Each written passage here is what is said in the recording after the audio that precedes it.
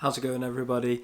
Just wanted to give you a quick update here and see how everything's going. It's Tuesday and had a great start to my first week back in the office and really enjoying it. Also had some good time this evening with one of my neighbors who I'm helping with all of his online stuff.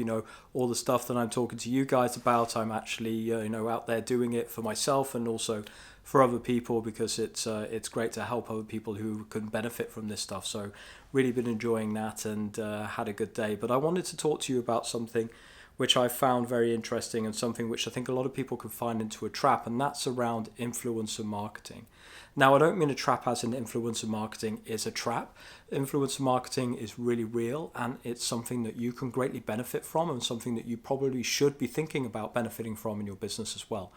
It's a great way, and for those of you who don't know what influencer marketing is, it's where you take an influencer from social media, say someone on Instagram or someone on TikTok, who has a large amount of followers, usually within the niche that you're looking to do business in, and then you're going to pay them and have a contract with them in order for them to do some posts and to link you in their post and to make sure that you basically get attention from their following onto yourself or your business or your product. So that's what influencer marketing is, and it's become a very powerful piece of marketing or a new marketing channel, as it were, in the online world. And obviously, as you can imagine, it's extremely effective, and for these influencers it can also be extremely lucrative.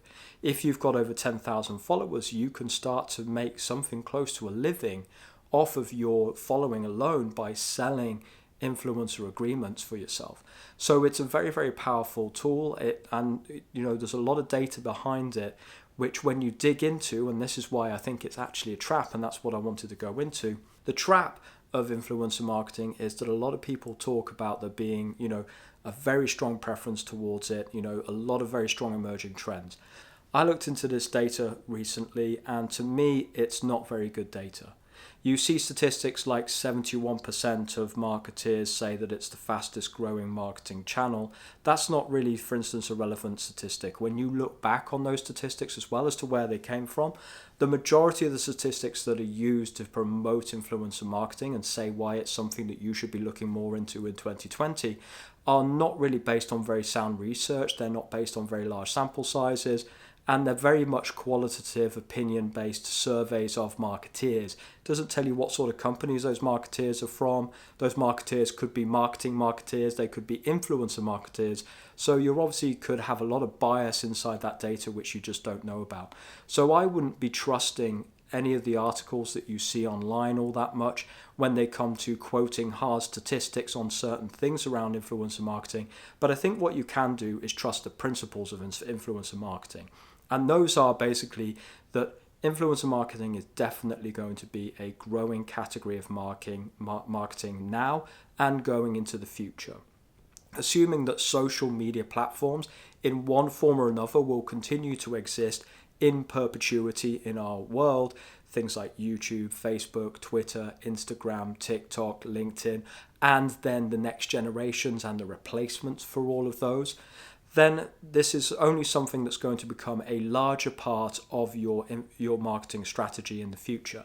If you don't have an influencer strategy right now for your product and you're working in a business to consumer forum, then I think that you really need to consider dabbling in it in 2020. You need to take a look into there and you need to say, okay, who are these influencers that may be able to help me in my space? How much are they going to be? What can I do in order to experiment and learn a little bit about what I can do with those guys? And then I think you just need to get out there and you need to try it. These guys are not looking for necessarily, these influencers aren't looking for necessarily long-term contracts.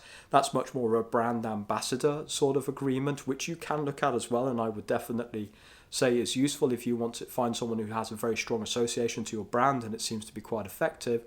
But I would be looking mainly to see that you can generate engagement to your brand, extra traffic towards yourself, and obviously you're looking to put, top line and bottom line together for your business. So that's just a quick introduction to influencer marketing, a little bit of a warning about the statistics that you can go out there if you just Google influencer marketing and it looks very good and very shiny and very positive.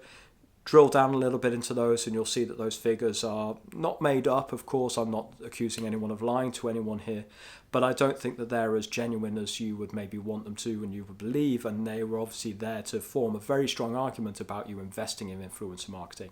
That being said, I think that the argument to go into influencer marketing and start to use some of your marketing dollars with influencers where it makes sense, where you can find a local and a niche matching influencer that you think associates well with the values of your brand, I think you should go ahead and try it out. So speak to you all soon. Thanks.